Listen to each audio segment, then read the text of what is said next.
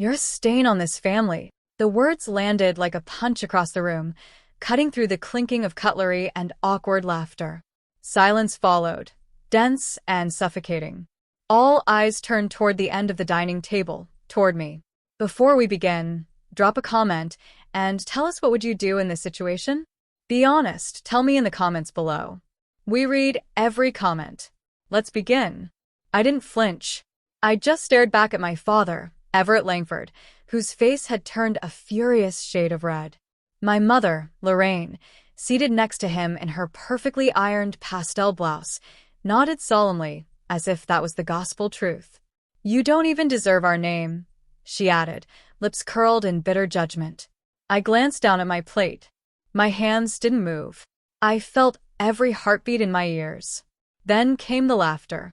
My cousins, Trent, Ashlyn, and Haley, let out smug, muffled chuckles.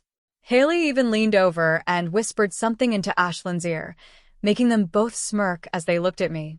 It was supposed to be a family reunion, Langford's only. A catered lunch at the lake house in Vermont, polished cutlery, cream linens, and enough wine to forget whatever sins the family buried over the years. But clearly, I wasn't part of that sacred legacy in their eyes. I opened my mouth, but no words came. I'd promised myself I wouldn't cry. Not this time. Not in front of them. Then a loud bang jolted the table. It was my grandfather, Benjamin Langford. 83, but still commanding. He slammed his hand down on the table so hard the water glasses trembled. The laughter stopped. That's enough, he barked, his voice shaking with fury. You should all be ashamed of yourselves. My father blinked. Dad. Don't interrupt me, Everett, Grandpa growled, rising to his feet. I've sat here long enough, listening to your arrogance, your judgment, your damn ego. And I won't stand for this cruelty a second longer. Nobody moved. My mother's face went pale. Haley slowly pushed her plate away, her appetite gone. Let me tell you something, Grandpa continued, walking around the table slowly, his cane clicking against the floor with every step. You all love the Langford name, don't you? The houses, the money, the reputation. But none of you have earned any of it. You sit here, mocking someone who's fought harder than any of you ever will. He stopped behind me and rested a hand on my shoulder. Myra, he said, eyes softening. Tell them what you did last year. My throat tightened. Grandpa. Tell them, he repeated, or I will. I slowly stood up, my voice trembling. I started a shelter in Boston. For women, survivors of abuse. We helped over 80 women get back on their feet.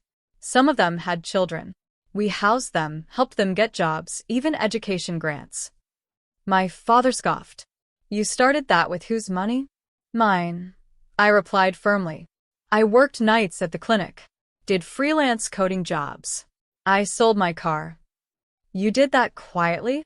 Trent asked, visibly stunned. I didn't need applause, I whispered. Grandpa turned to face them again.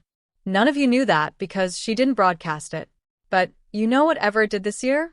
He used company funds to silence a lawsuit. Lorraine spent $30,000 on a dress for one gala. Ashlyn's been using the Langford name to avoid DUI charges. And Haley's failed 3 college semesters in a row. Dead silence. And you call her the stain? Grandpa asked, voice rising again. You mock her because she doesn't play your elitist game? Because she chose kindness over inheritance. He pulled something from his coat pocket, an envelope, old and thick. Then maybe it's time you all heard the truth. This, he raised it, is the real reason I called this reunion. Everett looked nervous now. Dad, what are you doing? Grandpa didn't answer. Instead, he walked to the head of the table and opened the envelope. And what he read changed everything. Grandpa's hands were trembling slightly as he unfolded the old papers, yellowed at the edges, but his voice didn't waver. This, he said, holding up the top page, is a signed and notarized document from 1998. It's the revised Langford Trust Agreement. Everyone froze. My father's voice was tight. What revision? Grandpa gave a slow nod, his eyes burning with a fire that felt like it had been building for years. The one I made after I discovered what you were doing behind my back, Everett. Embezzling funds from the development firm and blaming it on your junior partner. I stayed silent to keep the family name clean. I thought you'd grow up. You didn't. My mother gasped. Benjamin, that's ancient history. History, Grandpa snapped, that shaped what happens now. He looked back down at the document. In that revision, I made a decision. One I never regretted. The tension around the table thickened. No one breathed. I rewrote the beneficiary list. Stripped you, Lorraine, and your children of all inheritance rights, every last cent tied to the Langford estate. Instead, I appointed a successor. Someone I knew would carry the name with integrity. He turned toward me. Myra. The room exploded in noise. Ashlyn stood up, so fast her chair clattered to the floor. What? That can't be legal. She's not even part of the company. She's not even married. Haley spat, eyes wide. My father looked like he'd been punched. You can't be serious, Dad. She's an idealist. A social worker, for God's sake. That's not who we are. Grandpa's face was cold as stone.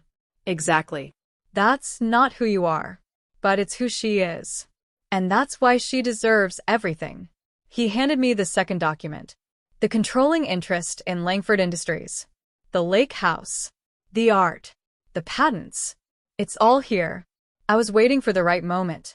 I had to see if she'd stay true to her values even without knowing what she was walking into. I blinked in disbelief. Grandpa, I never wanted anything. I know, sweetheart, he said, squeezing my hand. And that's exactly why you should have it. The room was silent again.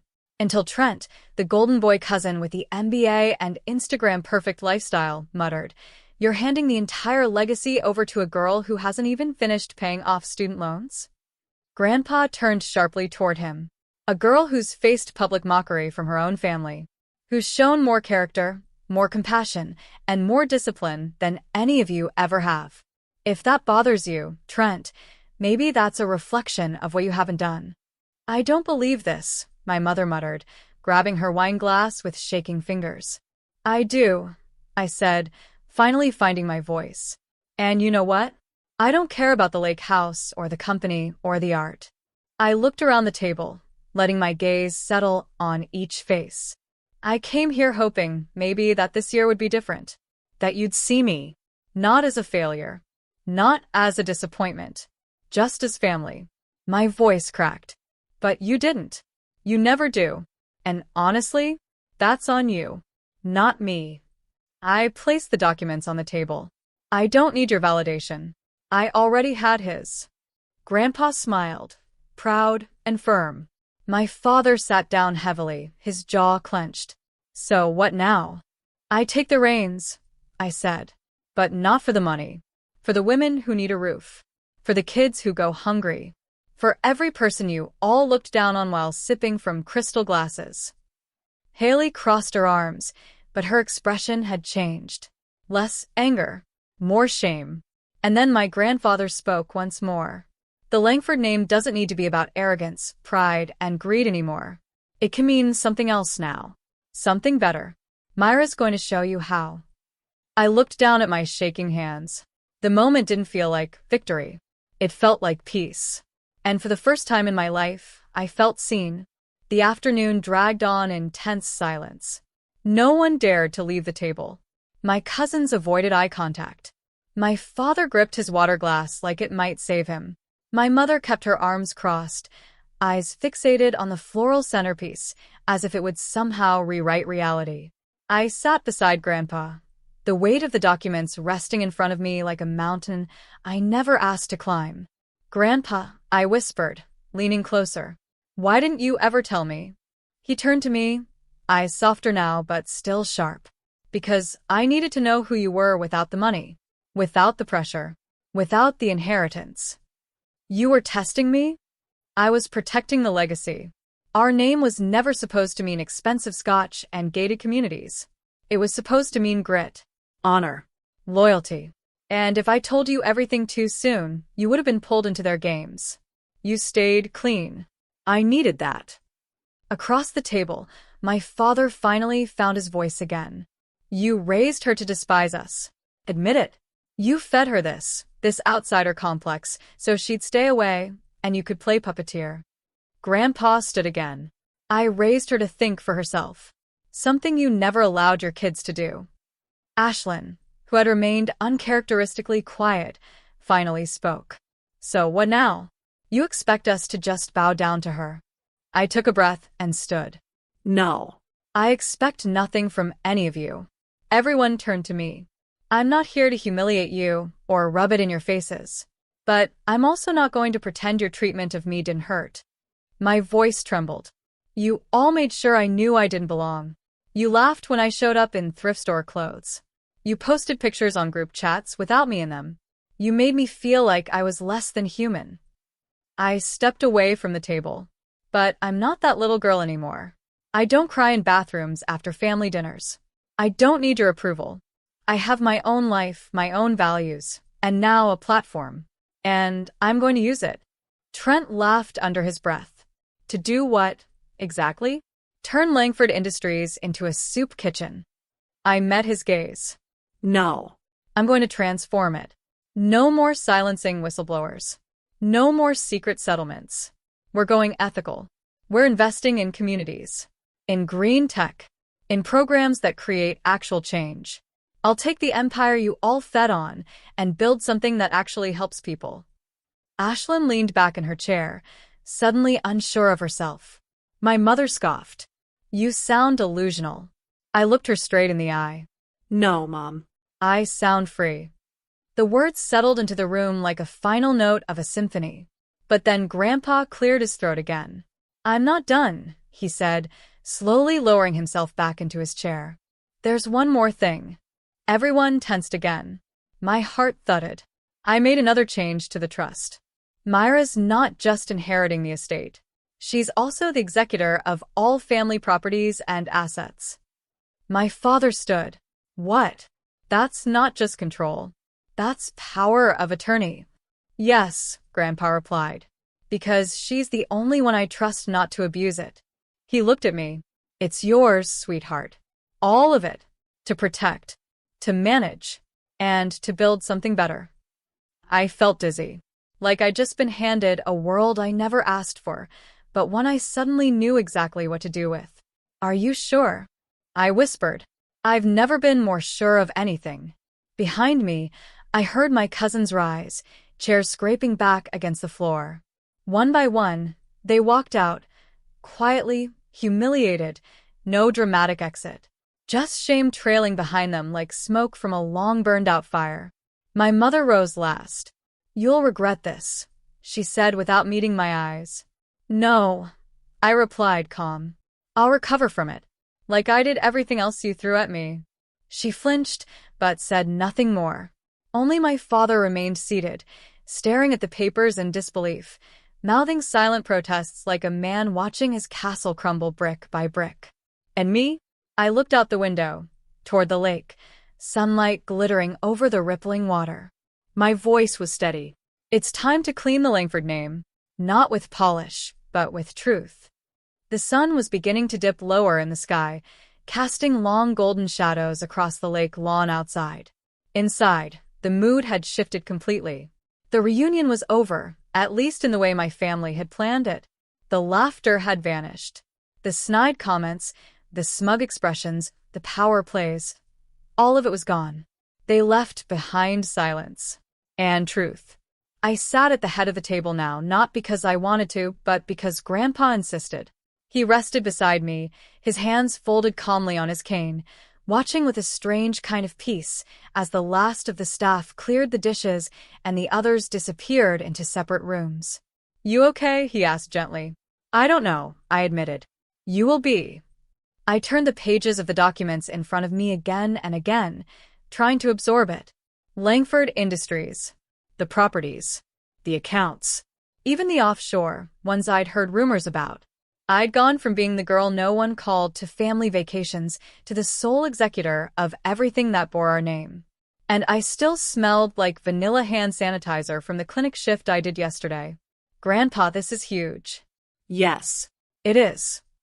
What if I screw it up? He smiled, slow and warm. Then you learn. But you won't. I glanced at him. Why do you believe in me so much? His voice dropped, almost to a whisper. Because I've watched you survive storms none of them even noticed. You stayed kind. You stayed strong. That's not weakness, Myra. That's power. I swallowed hard. And then my father reappeared in the doorway. He didn't speak right away. His jaw was still tight, but the rage had dulled into something else. Maybe disbelief. Maybe shame. Maybe just tiredness. I came to say something, he muttered. Grandpa leaned back. Then say it. My father's eyes met mine. You think you've won something today. But you haven't lived the weight of being a Langford. You don't know the pressure, the politics, the expectations. You're going to realize soon enough that idealism won't survive the real world. I stood slowly, pushing the chair back with a scrape. You're right, I said calmly. I don't know everything about this world. But I know what it's like to be kicked down by my own family and still find the strength to get back up. I know what it's like to work all night and still show up for others. I know what it's like to be humiliated at every gathering and keep smiling just to get through dinner. I took a step closer to him. And I know that everything you just said is fear talking. You're scared because you know I'll do this differently. And maybe better. His face hardened. You think compassion makes you a good leader? No, I said. But it makes me a better human. And right now? That's the kind of leadership this family needs. He didn't respond. Just stood there for a moment before turning and walking out again. For once, without a parting shot. I exhaled slowly. Grandpa looked up at me. How do you feel? Like I just broke through a wall that's been there my whole life. He nodded, smiling again. That's because you did. That night, I stayed in the guest room I'd never been allowed in as a child. The room with the view of the lake. The same room my cousins used to mock me from, whispering about how I didn't fit in. Now it was mine, and I didn't need anyone's permission to be there. I sat at the window for hours, watching the reflection of moonlight stretch across the still water, wondering how many lives I could change with the opportunity I'd been given. It wouldn't be easy. They'd try to sabotage me. They'd question every move. But I had a vision. I had courage. And most importantly, I had nothing left to prove. The next morning came quietly. No dramatic showdowns.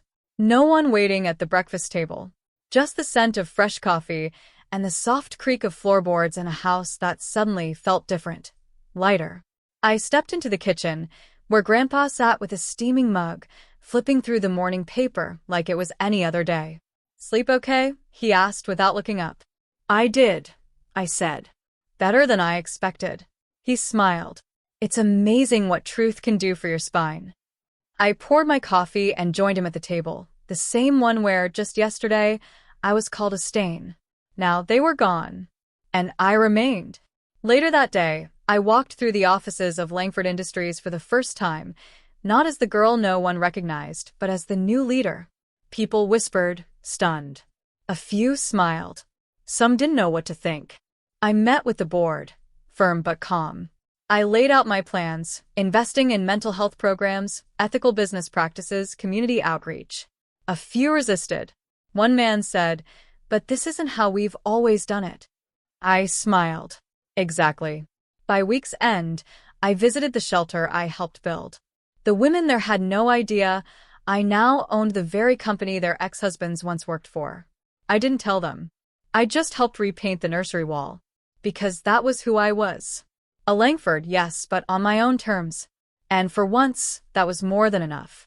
If this story hits you even a little, just hit that like button. It helps more than you think. Don't forget to subscribe if you've ever felt this kind of pain. You're not alone.